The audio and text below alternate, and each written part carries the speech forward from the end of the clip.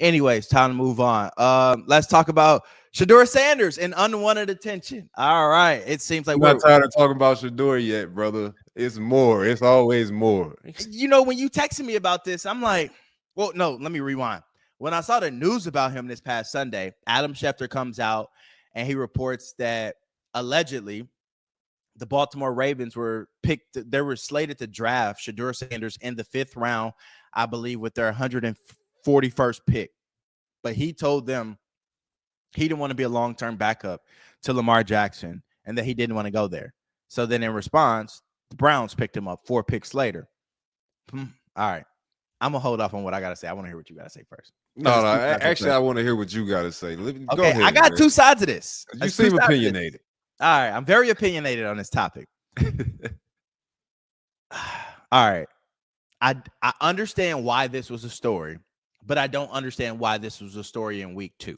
You get what I'm saying? Like when I saw the tweet from Adam Schefter, then Ari come out and, kind of echo that same thing. I'm like, why does it matter about a 3rd string quarterback and where he went? Like, I think it was a no-brainer. Like, if you're getting drafted, you don't get drafted with the hopes of being a backup quarterback. You get drafted with the hopes of playing. And if you're drafting me to be a quarterback behind Lamar Jackson, you know good and well Lamar Jackson's in Baltimore for at least another 8 to 10 years. So what does that say about your career? You're never getting a fair opportunity to go play because they're always going to give Lamar Jackson that opportunity. So yeah, it's a no-brainer that you want to go somewhere else. I mean, Eli Manning did it. He said he didn't want to get drafted to the San Diego Chargers, and he went on to the New York Giants. Now, granted, Shedeur Sanders' name in the quarterback world is not as big as the Mannings were coming out of college, but I just didn't feel like that was worthy of a storyline in week 2. So I just feel like they were just doing whatever they can not to smear Shedeur Sanders' name, because at the end of the day, they were just telling the truth and they were reporting on what had been told to them. But I just didn't agree with the timing of it, nor did I agree with everything that's been going on. Shedeur Sanders' name and the hype finally died down. He's doing what you want backup quarterbacks to do, and that's be under the radar and just be present for your team. And then this story comes out, and then it kind of paints Shedeur in a negative spotlight and entitled, and I just didn't agree with it. So, look, I understand you report a story when a story is told to you, but I also know that sometimes you can hold that story for when it's relevant, and I just didn't think it was relevant in week 2. So if it's not relevant in week 2, then when is it relevant? Is it ever really relevant? Like I think it's only relevant if he starts or something like that. And then you bring up this is why he chose to do what he did. You know what I'm saying? Like, how many other stories did we report on backup quarterbacks saying they don't want to do something?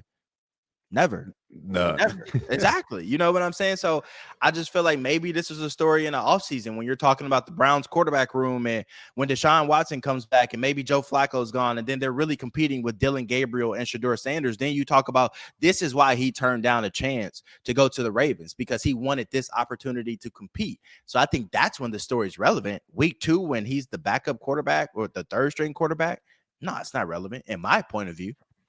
Ahmad, you know why it's relevant, bro? It's because they're riding the hot hand. They're going with what's hot right now. They're going with what's getting the clicks.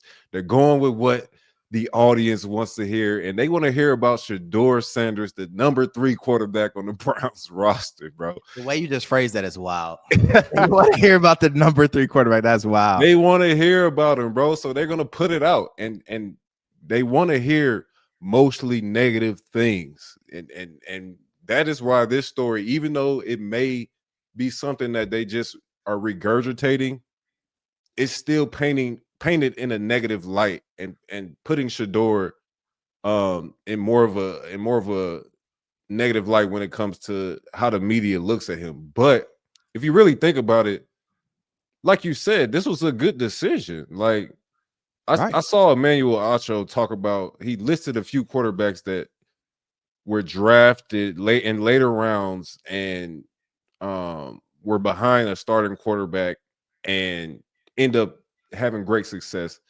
Namely, Tom Brady, one of Shedeur Sanders' idols. And he was just basically like, when you get the call, you answer and you go to work.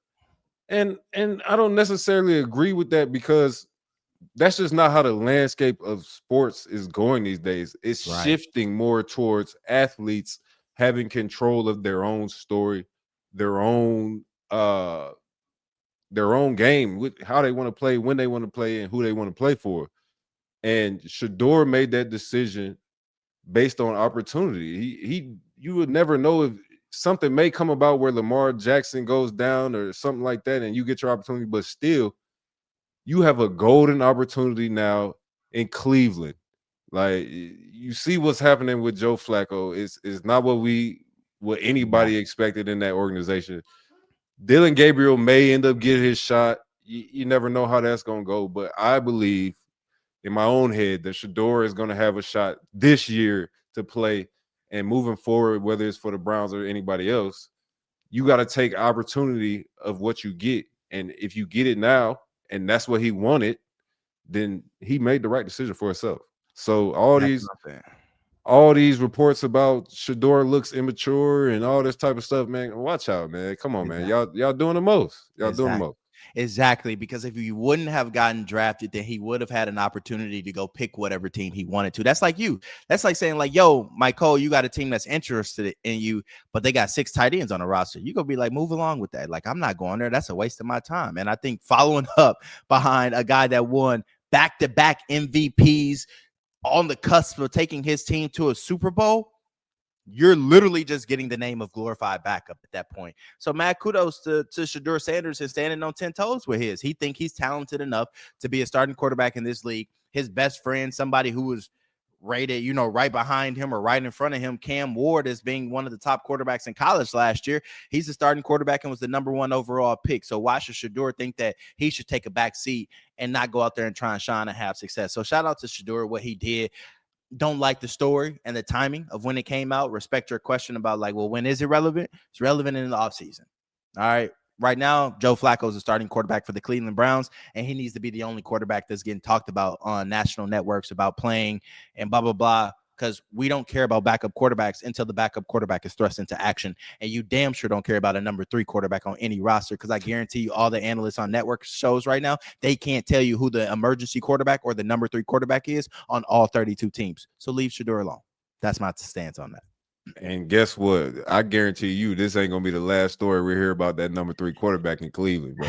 Unfortunately, it won't be. But like you said, the listeners love it, the viewers love it. So why not keep feeding it to them if they go keep consuming it? And that's just how the beast works sometimes. And that's what we doing right now. So hey, You it's feel me? working. So come on now. But I think that's a good spot to put a bow on this episode. An exciting week 3 coming up. We got some big time matchups coming up in the next couple of weeks. Got a lot of quarterbacks dinged up right now. JJ McCarthy ruled out. Jane Daniels questionable. Brock Purdy out. You got who else am I missing off this list, Cole, of quarterbacks that's out right Who's now?